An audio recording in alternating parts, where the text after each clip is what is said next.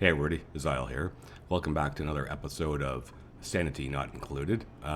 In this episode, we're going to be seeing how when things go wrong, they can go very wrong. And it's often a test of your ability when something in your base breaks down and perhaps you didn't notice it for a while.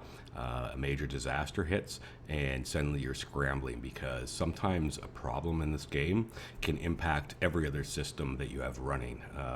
You can have a problem that causes something to shut down, and then suddenly your power grid is shutting down, which then causes your food system to shut down. And certainly, if you're playing like I am on max difficulty, if you don't notice that for a cycle or two, you can be going into a downward death spiral. Often we can recover from some of these disasters if we realize them and we just reload a previous save, losing some work and so on that we may have done. But sometimes disasters hit where you're just too far into it. Perhaps it happened 10 cycles ago and the autosave is now gone beyond the point of the problem. You just didn't realize it for long enough. And in this episode, that's exactly what happened. And so I'll be now about to go through with all the video footage that I recorded while I was playing once I discovered the problem, and then on to how I fixed it, and hopefully that everyone will have some enjoyment in my misery. So without further ado, let's get into it. So one of the commenters, Cedric, who's been following along quite a bit, sometimes I mention in my videos about disasters and things that happened and went wrong that I've been dealing with. And he said, oh, that's the fun of it, so you should post those. Okay, well, here's one that I just noticed minutes ago. So what we have here is pretty obvious. This used to be our polluted water system along with a cooling system, power system for keeping this area cold. I did have some issues with it. Now, luckily, I've got some time because I have been actively working towards cooling it, eliminating all sources of heat leak. So I finally realized why it had been heating up so much here the other day. It's because we had a water pipe running through that insulated tile that was coming in at 30 degrees, and it was slowly leaking heat in, along with just this machinery running over here. This thing before I double bricked it was putting out, leaking a little bit of heat out, and it was pooling up. So, but now you can see I had built a retainer wall here that's sort of helping to keep the two sides separate, with the idea that if I ever pump all this hydrogen out one day, then I can just open this up, let it flood back in, close it up. So this is a monumental disaster. Water is very hard to deal with when it cannot just be swept up. And because of what happened, basically what happened here is you had hydrogen had been trapped in here when I bricked it over, and I wasn't thinking. I should have made sure I had a vent and let it creep back up so that it was only water in here, and then close it off. So because that hydrogen's there, this thing could never ever get over pressurized. So it just kept on making more and more and more and more water. That pressure then eventually will cause stuff to break. So it would have broken to here, and then this would have pressurized, and it would have broken to here, and so on. So it is, and as it keeps filling, it's going to keep on blasting its way. Luckily, I caught it before it had just broken, spilled out into the entire hydrogen area. But it does leave the interesting dilemma as to how do we clean this up? And that is the question for future Azile, because I have to sit here and think carefully about how I want to do it, because I do not want to contaminate all this area. And so really, I can't mop it up. It's going to have to get pumped out, and it's going to take a lot of effort. And I'm working against a clock because I have to get all this back online before this should happen to warm up too much. Now, it shouldn't, because there's really not a lot of heat sources still coming over there, but still, time is of the essence to figure out how to get this. Of course, I had some power. I was running off of these extra power up into here. I'm going to have to cut that off and sap it into something else. I'm going to have to get the power for... so basically, this line has to get onto some of the base's main line. Everything is going to have to be, because all this power generator is down. And I'm going to have to get this pump working most likely and start and crack this out and drain this out in mass. I probably will have to work it. I'm probably going to have to work something where I'm going to run it, up this line and vent it. Luckily, I have that built in from before, so it's not very far to, cut this off. This has lots of storage in both of them, so it can be fine. So this is going to connect up to here, and then I'm going to have to get this pump online, and I'm going to just pump it, and I'm going to pump it all in the space. Yeah, so I thought about it. I had various means of maybe I'd kick it another transformer, cut power off from somewhere, run wiring down, but honestly, the amount of time it would take to build all that, get it in place, and the fact that the main power fuel is now being sapped off because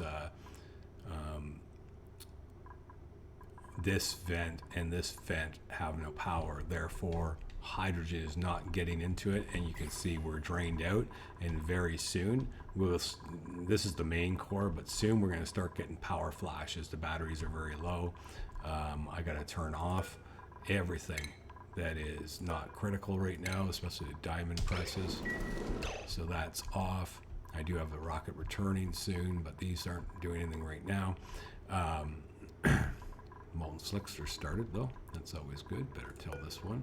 I think there's an egg there. Must have just been born. Needs to be put in here. So, old school. 400 each, 5 of them, it's 2,000. This circuitry that's down needs 2,000. Next step, after we get that going, is now to start venting. So we need to take that off, and we will correct that like that. And just to be very secure, just do that. So, and then that will allow us to start venting all that crap out.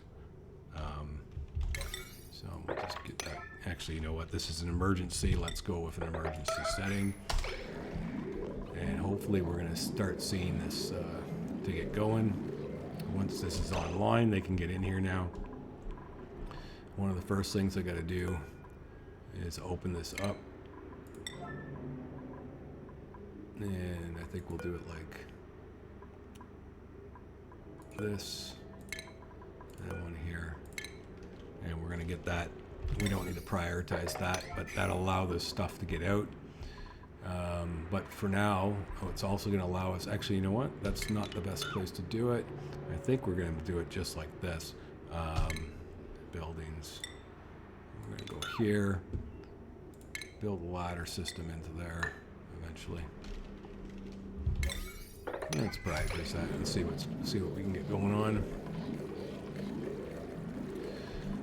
And then we'll have to remove these. At least it didn't get into this room, which would really be messy to have to reset up. But it could. If I don't get on this soon enough. Now this part, unfortunately, is connected to the main core. There must have been enough power for him to get in. That's very odd. How is that even getting power? He must have had some charge left. Well, we may have to crack something, but we'll see. We'll see how it goes. We may have to take this off here and power it and then fool around with it. Let's see how much our one lone guy can get before he gets too desperate. Get that out. He should have enough power to return out, so I'm not too worried about that. What's he doing? Building ladder. Good. Now, can he get down to here? Yeah, I'd like you to do this before you go, please. He wants to repair stuff. We don't want these repaired at all.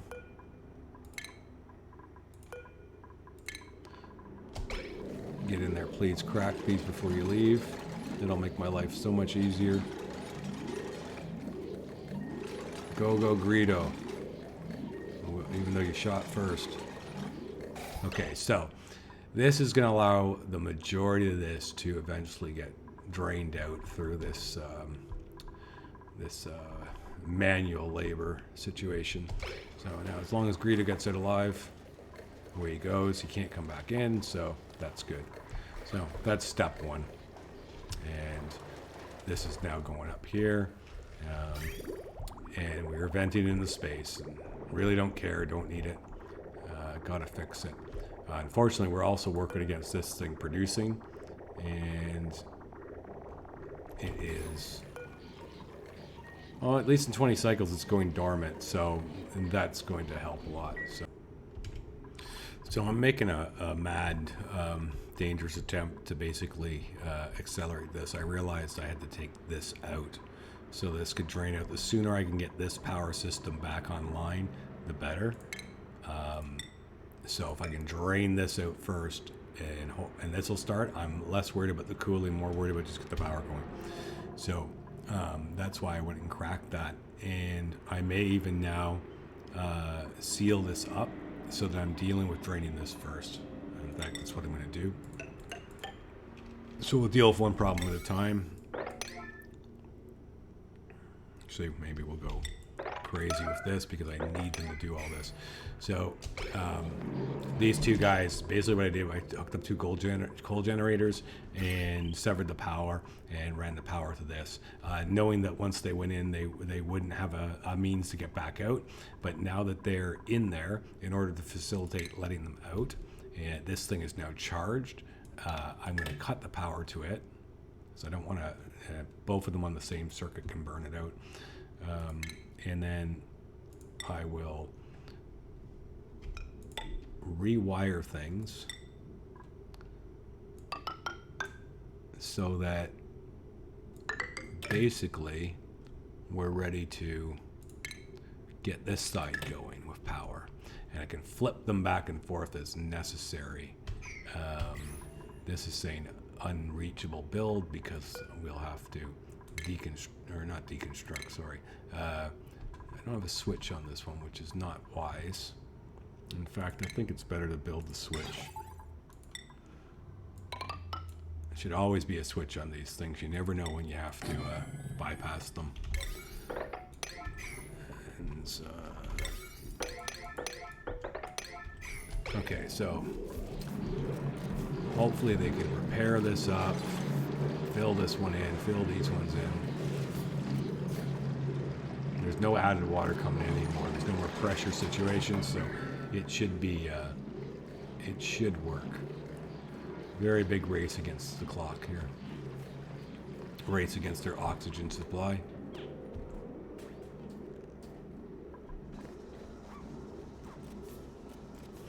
As well as, there's going to possibly now be more coming in to do this last little bit. So this could get a little dicey. And now if I have to cannibalize some, you know, gold wire somewhere, like for what the doors are doing, I'm not sure. Where are you guys going? What are you guys doing?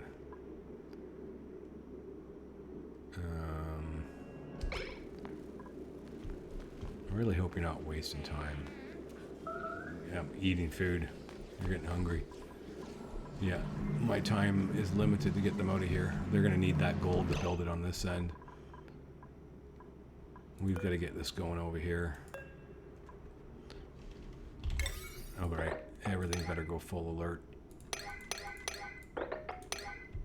And we need to get some gold for them, so the best way to do that is just to remove, let's say, even that much. So they can build this on their end of it.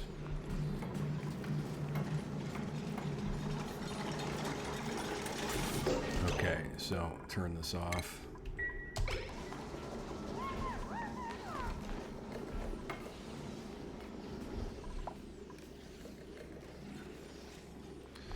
Oh, the insanity. This is the stuff that I normally don't record, and I just talk about it later. But as you can see, sometimes you really have to get very forceful with it. It's not always going to go perfect, and things are going to get bad, and there's going to be people making messes and getting stressed out. But brute forcing it sometimes is the best way, because we're extremely close. As long as no one dies, that's all that matters. We're extremely close to having this side working, and then they can all pull out, and then we have more or less achieved what we wanted to achieve. So hopefully they're going to be able to evacuate. We got a little bit more gold to do. Is there enough gold here? 25. This guy's building it. I think so. So now, last thing is, because I de-seeded, I need to hook up the last little piece. Working under pressure, and we need to high prioritize that.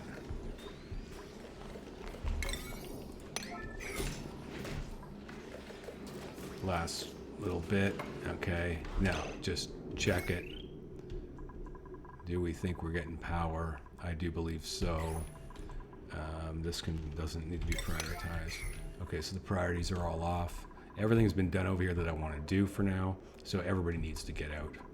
So let's see if they'll start getting out. There's one, there's two,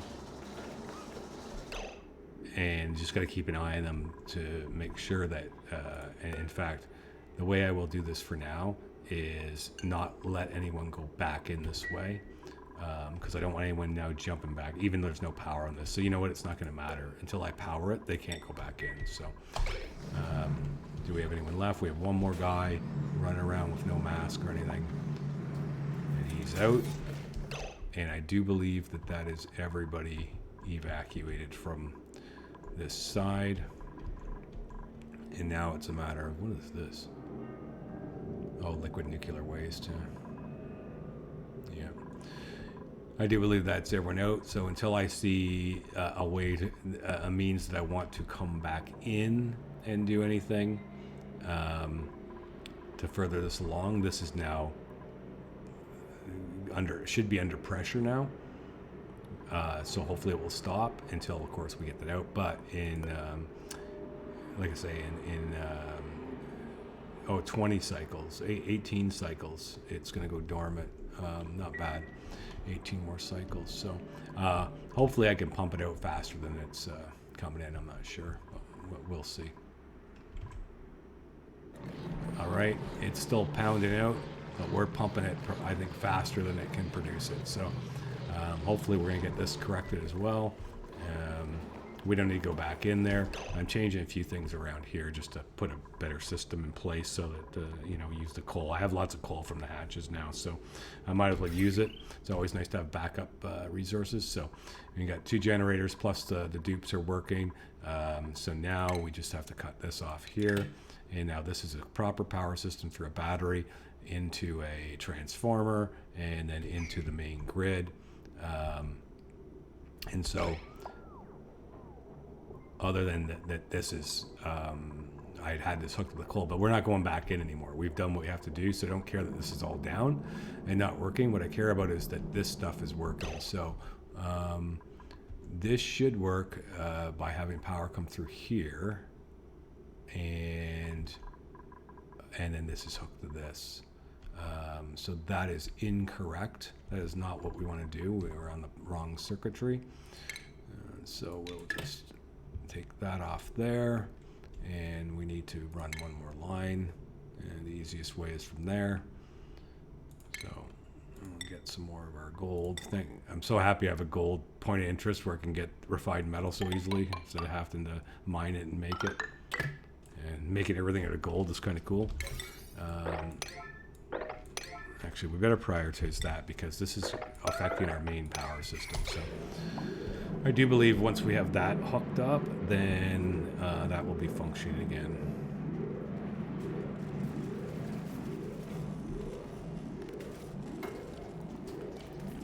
Just double inspect it. So yeah, that'll feed all that. That's all hooked up. Quite spaghetti-ish, but it works.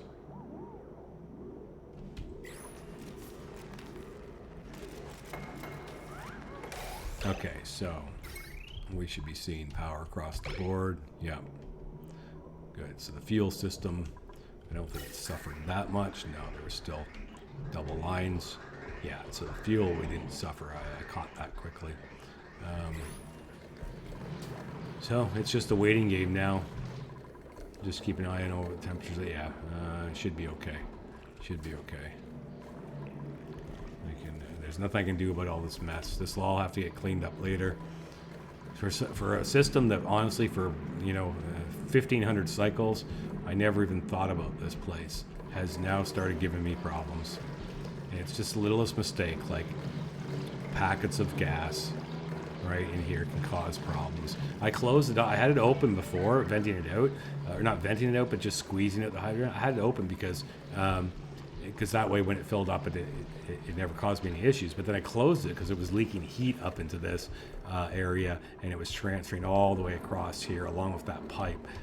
So that was one of the measures I took to try and solve a problem. And sometimes doing something different is a new variable, and so you think you're solving that piece of code, and meanwhile you're creating yourself a time bomb that's going to trigger when you least expect it. And if you don't happen to notice it, and this being tucked over in the far corner of the base, if you don't happen to notice that for like 10 cycles, when you do notice it, it's because the power's off. And like I'd come here and go, wait a minute, where's all my power? What? And I'd start looking, and I'd be like, oh, where's all the hydrogen? And you'd start tracing it backwards, and finally you'd realize these all stopped pumping because this thing blew up. So then you can leave yourself in a position where it's not even just dealing with this. Because if that had gone on for a few more cycles, it wouldn't be just about this. It'd be the fact that I have no power in the entire base. And if this base ever shuts down, the amount of power that it's constantly requiring to operate, then everything is going to break down. And it's going to go into a death spiral very, very quickly. So it's just a matter of keeping an eye on this, making sure that this system keeps functioning. So whether the coal generators do it or the dupes jump in and help out, the battery will dictate what goes on. I'll add the automation in a moment. And these things are set to 50%. So another interesting thing I just wanted to show. So when the moves do their accumulation, it calls them down, and you need to open space for them to get involved like that, right? And so they'll land here, but then they fly. So what'll happen is they'll often fly up into the no build zone at the edge of the line. And the way that we would automatically capture them without using airborne critter traps is just by setting a critter drop off set to 0 with them selected. So then whenever they do arrive, the dupes immediately see them as being in a zone, and that zone goes everywhere that is exposed to this, even all the way across the top, right? So it doesn't matter where he flies to, and they won't fly more than 2 tiles high as well. This doesn't exist. This is the limit of the map, is 2 tiles, right? So they'll always get up here. But the problem is if they fly up here, then before, because this was all cordoned off, what would happen is nobody would wrangle them. And so we weren't grabbing them very often, unless I saw them and forced them to wrangle them, right? And always it was like, well, if I build a ladder here so that they can go up there, that's fine, except that, again, it's cut off. And if I expose it, then meteors can also strike through.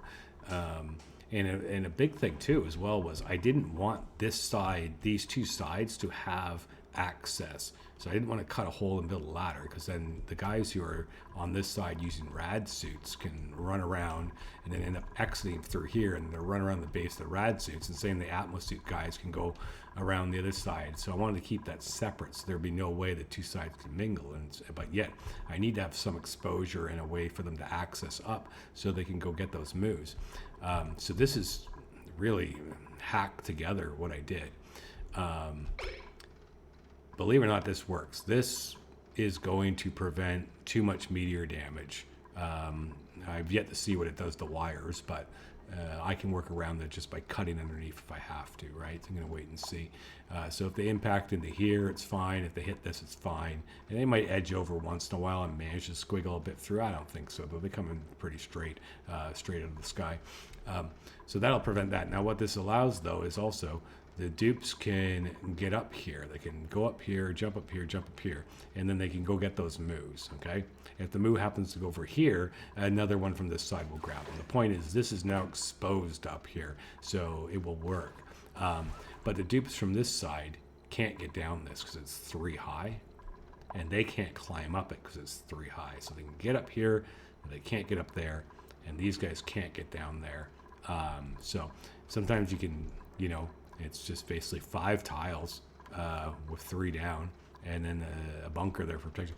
It's a very, very rare use case, but you know, it's the thing in this game. If there's a will, there's a way. There's always a solution, it seems, to even what seems to be an impossible situation. So let's check on how. So I've got my molten slicksters up. I'm going to start to drain off the oil. I'm just carting the eggs away and disposing of them. I don't want regular slicksters.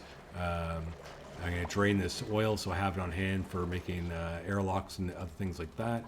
But now it's molten slicksters. I'm going to get 6 down here, drain this out, put 6 more up here, and that will be my source of petroleum for the molecular forge. So finally got the temperature up to where they're breeding, 115 down here, and about 107 there. So this will all become, these guys will breed molten slicksters. These are still babies, I think.